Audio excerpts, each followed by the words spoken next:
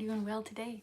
Today, I wanted to explore academia and the role that it plays in our creative freedom journey. So everyone has a different experience with, going through the school system. And, I have my own experience. So I do want to make the disclaimer that everybody has their own experience, and some people it really deeply serves.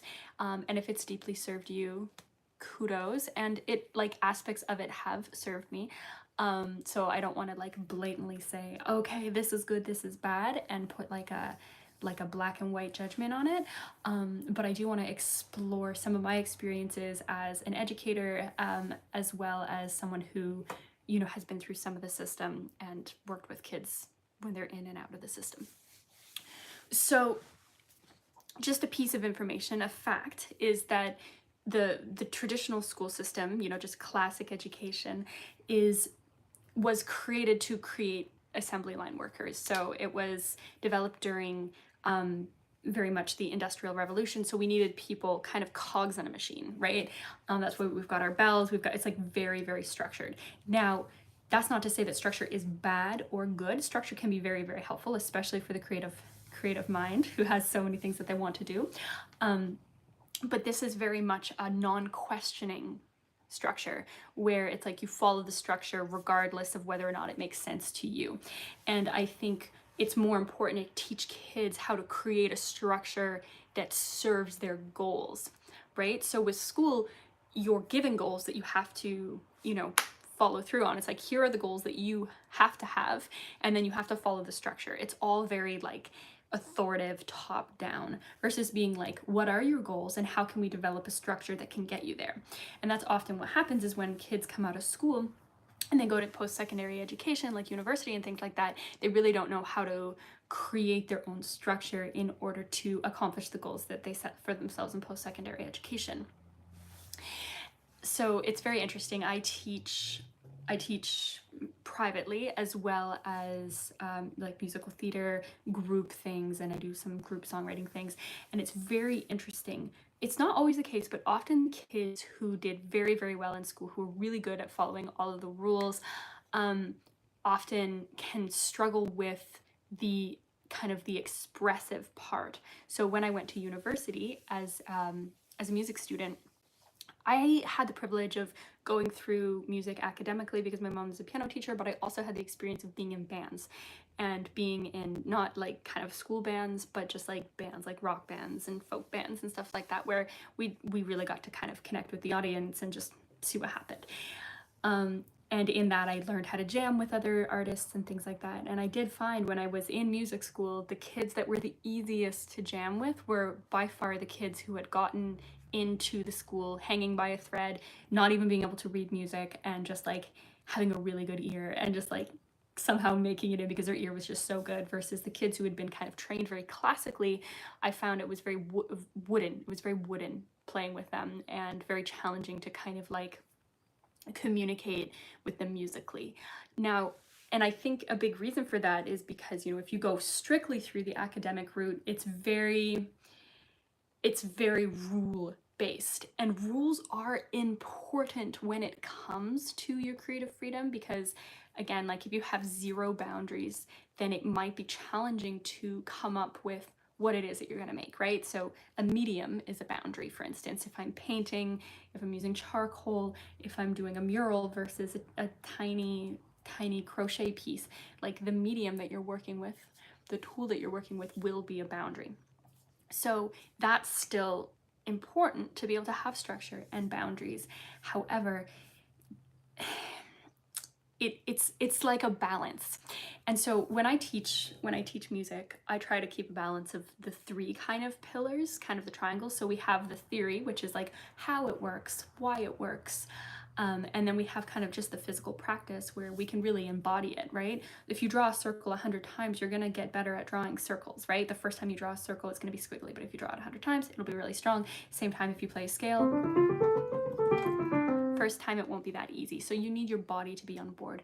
And then the third pillar, which I think is sometimes overlooked in the academic world because this is the more rebellious of the pillars, is your own feeling, your own interpretation, your own experience, your own heart.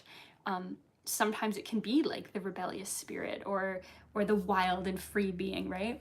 And so that's kind of the third pillar that's really important. And I remember having one voice student who, beautiful voice, but she was very you know, a good student, like she followed the rules. And so I would often try to encourage her to project and bring her voice out bigger. And I remember saying to her, I was like, you know, in your regular life, do you make many vocalizations that are like outside of what you're told to do? So like, do you do you laugh really loud? Do you kind of burp in public? Like, do you express yourself vocally a decent amount? And she's like, yeah, no, I really don't. And I knew this because, like, you know, we'd be talking and she would, like, when she laughed, she would be very like subtle about it. So I was like, honestly, the first step is to just slowly start expressing yourself in your regular life and teaching yourself that it's safe to kind of express yourself vocally, because it's really hard to spend your whole life suppressing your expression and then someone being like, now in this one specific container, I want you to express yourself in this exact way. So what's happening in our music is much more a reflection of what's going on in our world, what's happening in our art or in anything.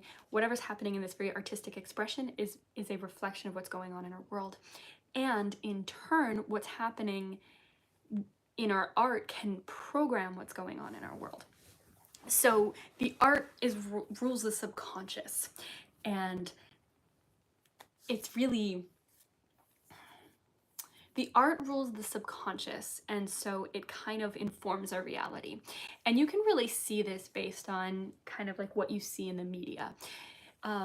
Something very interesting that I noticed in the media is often it's always the husband and wife are always fighting, and they really, you know, they really dislike each other and things like that. And as a collective, if we don't like consciously think outside of that and say that's just a program that I don't consent to, and that's why they're called programs, because they program us, that's not a program that I consent to, then we often fall into that subconsciously, whether it's actually in alignment or not. It'll just kind of happen if we're just passively receiving.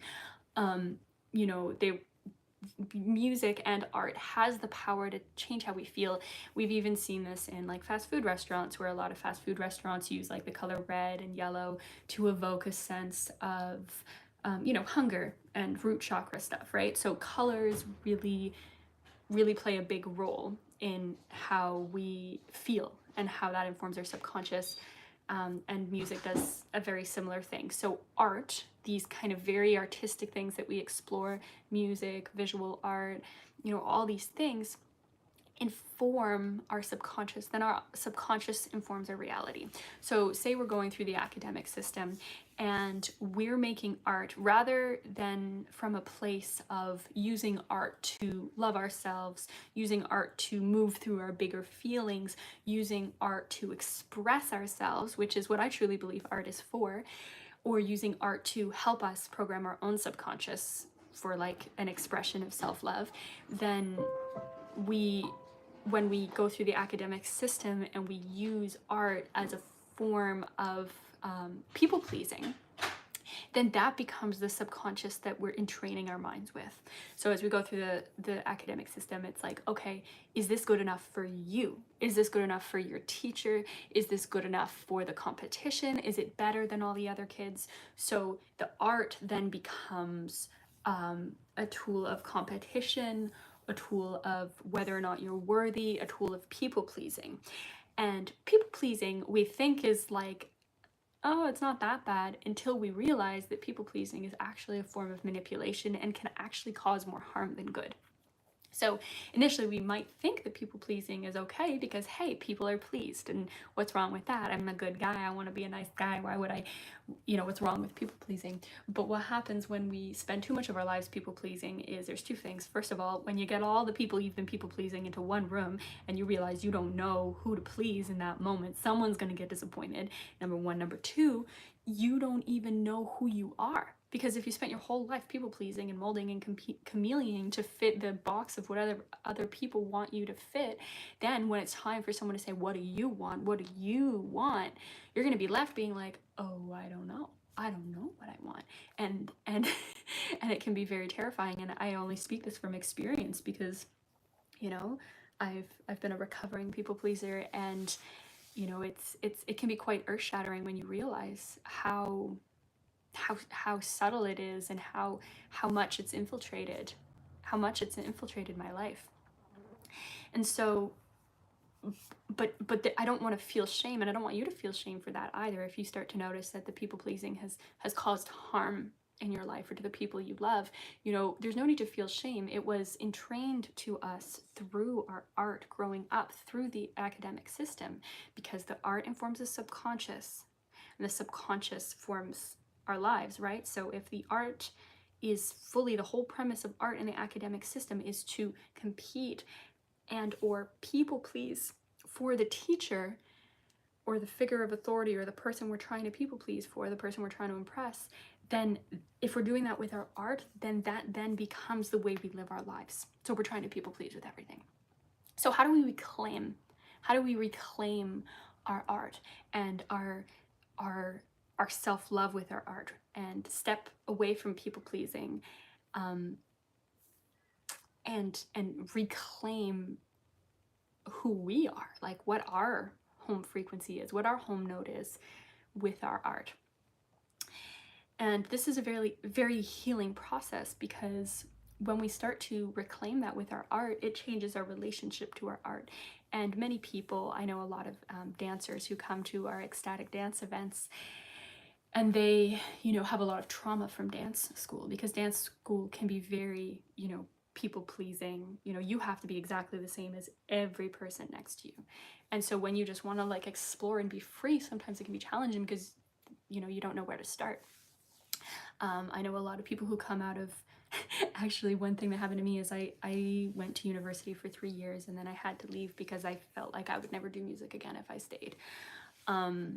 And then my mom found this coach who was really incredible, and he worked with like ex-Juilliard musicians, singers specifically, who had lost their love for music. He would like help rehabilitate singers from like one of the most esteemed schools, who were like, I sounded better when I was 18 than I do after leaving this school. And he would help reform them and have them come back to their authentic voice, and help them come back to like being able to express themselves freely. And I went to him after my time at university, and it was very, very helpful, and it was a big reason I didn't give up on music altogether. But a lot of people who go through academia with something that they love so much, and then they leave feeling like they don't know if they love it anymore. I'm like, that's not something for me. I'm like, I don't want to pay for that. It's a lot of money to pay for someone to like, you know, suck the love out of something that you love so much, out of a medicine that you've worked with. And so how to reclaim your voice through your art, especially if you've experienced wounding with that exact medicine that you've worked with. And this is the interesting thing. Anything can be medicine or poison. You can use anything as medicine or poison. Take alcohol, for instance. Alcohol can be used as a tincture, which is a very medicinal experience where it amplifies the plant that it's working with. Turkey tail tincture and, you know, ashwagandha tinctures, things like that. It amplifies, versus if you're working with just like, you know, drinking it in a way that's meant to cause harm to yourself, that's about like forgetting and numbing and repressing. That's less of a, you know, healthy expression of working with that particular medicine. So music is definitely a medicine, and it can be something that we work with, and art can definitely be a medicine, but we can still use it to harm ourselves and treat ourselves with a lack of love. So a couple ways to reclaim your artist, and this is what I called like the artist retrieve, rather than an artist retreat, is we retrieve the artist. One way to retrieve the artist is by allowing ourselves to make the ugly art. Making the ugly art is really important because it gets us out of too many rules. It lets us just express ourselves and see have a conversation with our art and see what's going on with our subconscious rather than monitoring everything we say. Because if we monitor every single thing we say, if we calculate everything we say, we don't always know exactly what's going on here. But when we let ourselves get into a flow and just let everything come out, the truth will reveal itself. And so, for instance, one way I like making ugly art is through collage. So this is a collage that I worked on, and I just set an intention and had a conversation with my art. So this was on career and this was on home.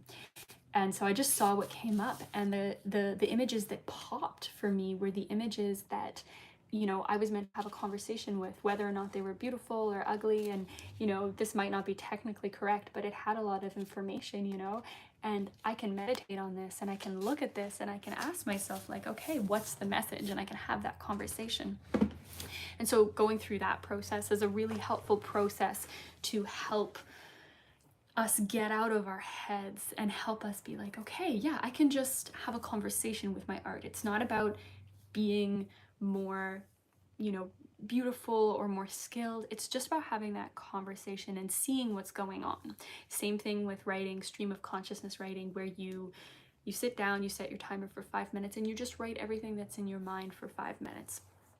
And you'll start to see things come up, you know, and you know, you might just say, like, I don't know what to say, I feel silly, this feels silly, I can just, you know, whatever. And we just start exploring, and it's like, oh, well, why do I feel silly? I don't know why I feel silly. I mean, I feel like I have nothing important to say. Oh, why don't I feel like I have anything important to say?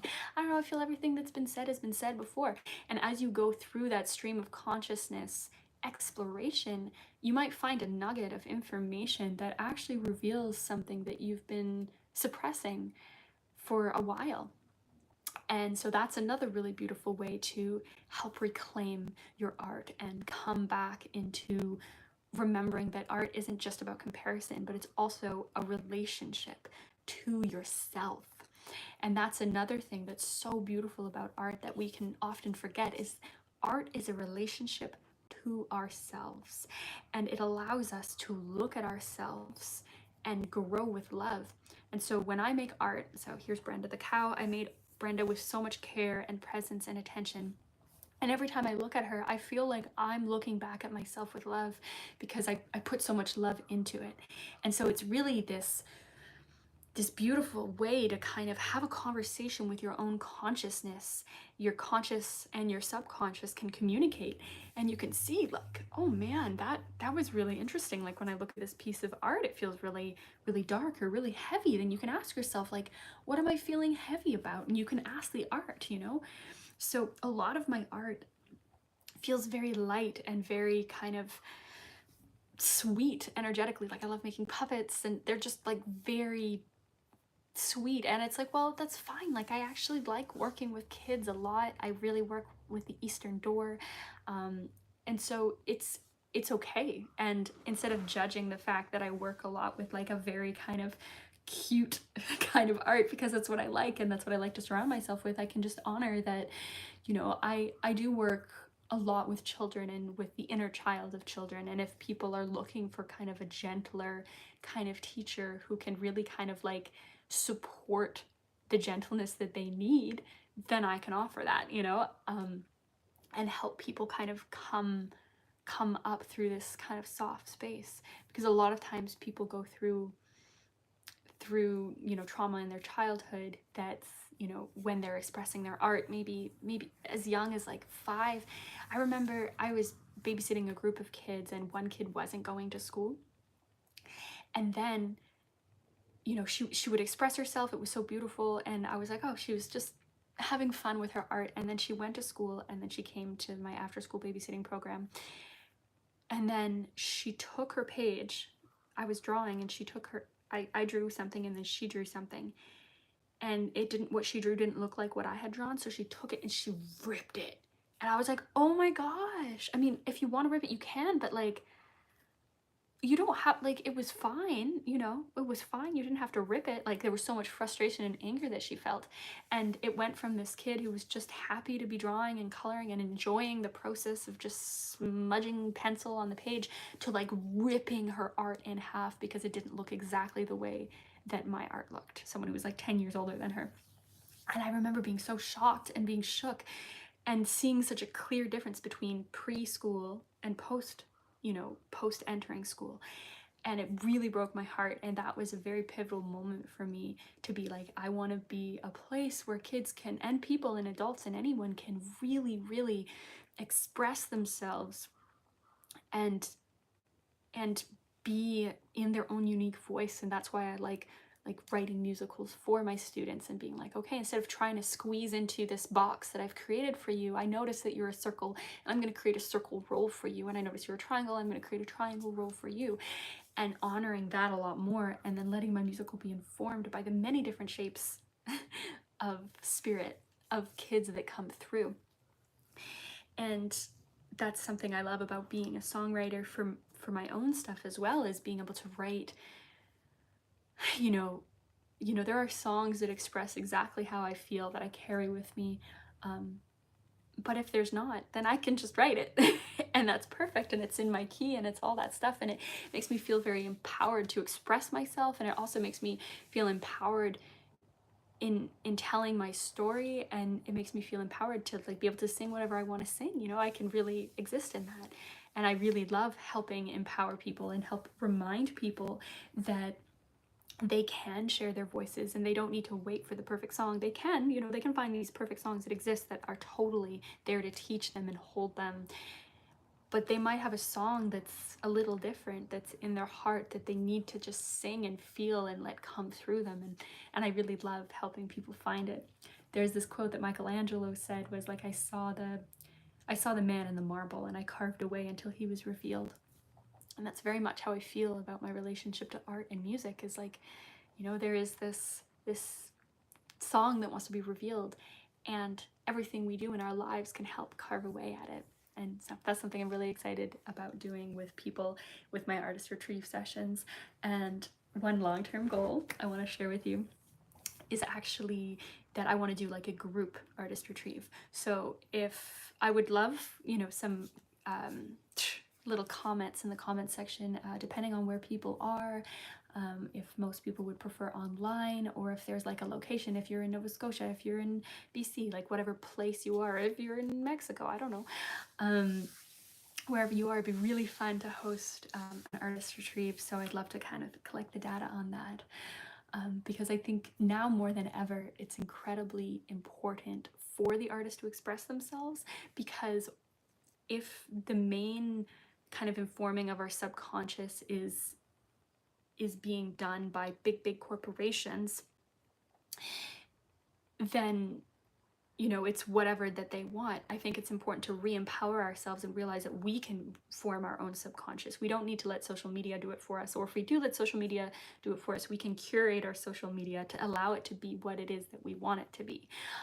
So as we're in that journey of informing our subconscious and therefore creating our realities, it's important for us to reclaim the art in our lives so that we can do that consciously and lovingly, and do it in such a way that it uplifts our subconscious, uplifts our self-love, and then we can, we can give more, we can show up more,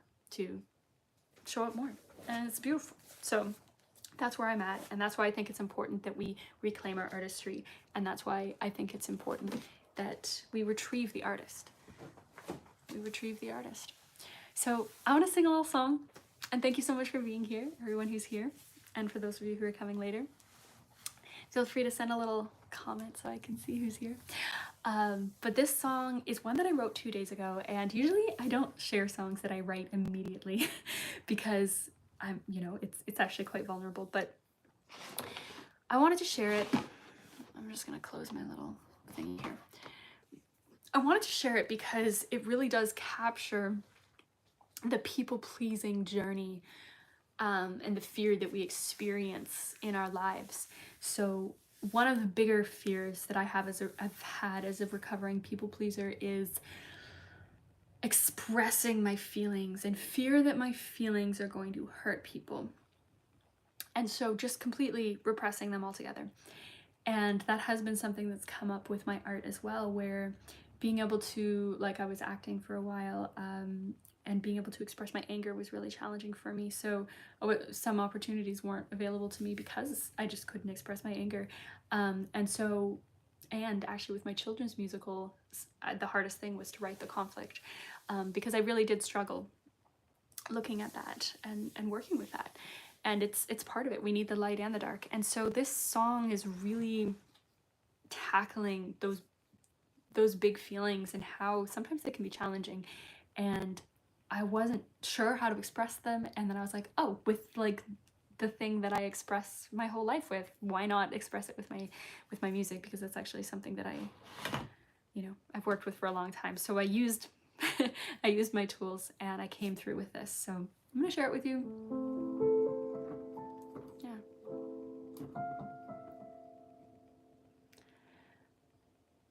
And I'm not sure how the quality of the sound is, so you let me know.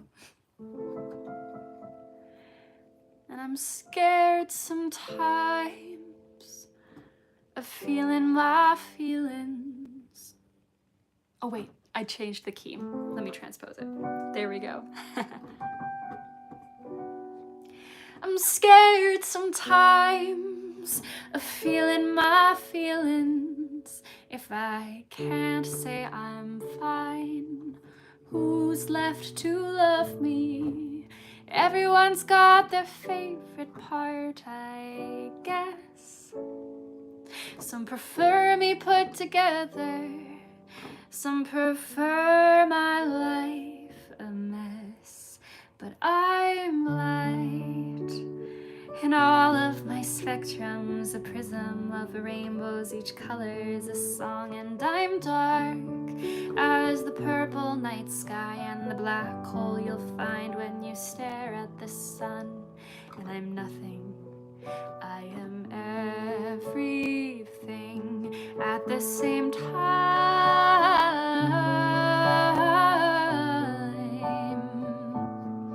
And the paradox keeps turning as the clocks start to unwind. I pray to be kind, but still take no shit, 'cause I still need to learn to breathe slow and just sit.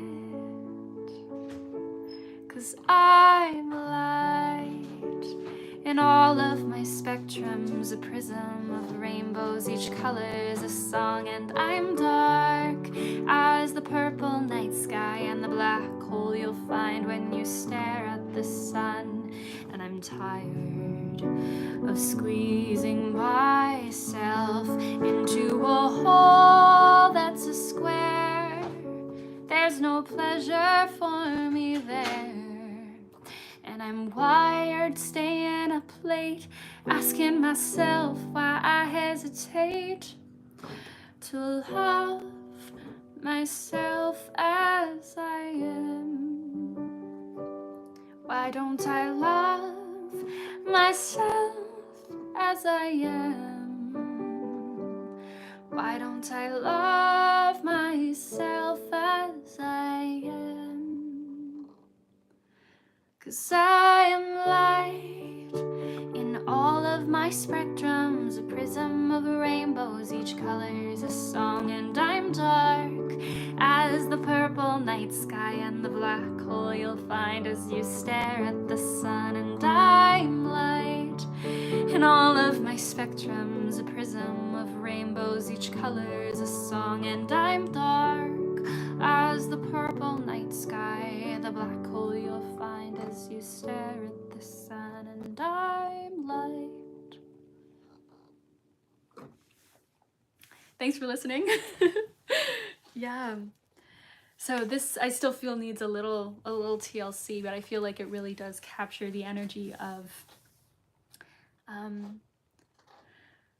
how challenging it can be to express ourselves. And I feel like art can help. I feel like art can really help. So yeah.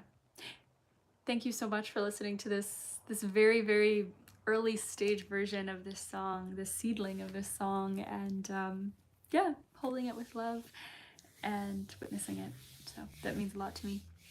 And if you're interested in exploring your voice as a musician, as a singer-songwriter, and just, being on that journey of retrieving your artist and having someone witness you.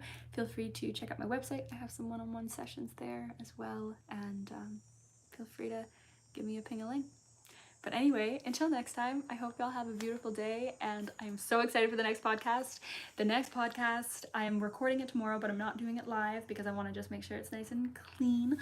But I am having a puppeteer on as a guest, and I am so excited. This puppeteer is someone who I have taken some classes with as a puppet student, puppet mentee, and so it's going to be really, really beautiful. And I'm really excited because this person is puppeteering all over. They were in, like, This Hour has 22 Mehmets as a puppeteer. They just came back on tour from doing this thing called Eco, which was like a fully cardboard puppet, like huge puppets that were like as tall as a building, giraffes and elephants and doe and things like that. And it was all on like conservation and mindfulness around that. So really beautiful. The next podcast is going to be about creative freedom and, expressing, important matters with it, and, really taking unconventional paths with your journey as a creative freedom and what it looks like to be a full-time artist in that way. So I'm really excited to bring that to you, and I will see you next time. Until then.